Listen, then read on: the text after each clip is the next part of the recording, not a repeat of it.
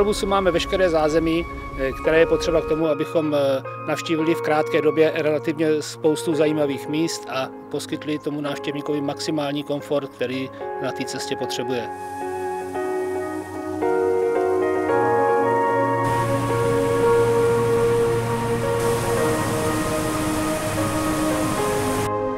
Hotelbus jako mě překvapil, já jsem si první 2 dny nemohl jako nějak zvyknout a srovnat se s tím prostorem, kde má každý urovnaný ty věci a má se tam oblíct, usušit a přerovnat si všechno a ještě se tam vyspat, ale za 2 dny v podstatě se to nechá krásně zvládnout, zvyknout si na to a utvořit si takový ty sektory různých hromádek a že se tam člověk otočí, oblíkne, usuší, takže skvělý.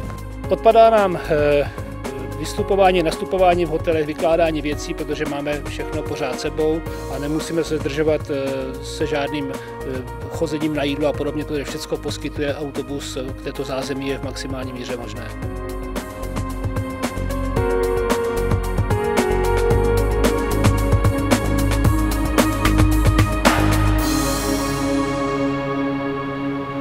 Dostal jsem relativně prostornou kabinu, kam se bez problémů vejdu. Splňuje to přesně to, co jsem od toho očekával. To znamená možnost přespat, možnost kdekoliv zastavit, ubytovat se. Odejdou lidi na prohlídku nějakého návštěvního místa, než se vrátí, mají připravené jídlo na stole, takže se nají, dají si kávičku nebo čaj a můžeme pokračovat dál na další místo, které je pro ně zajímavé. Opět se dobí veškeré informace o tom a zas mají v tom autobuse připravený veškerý komfort, který potřebují.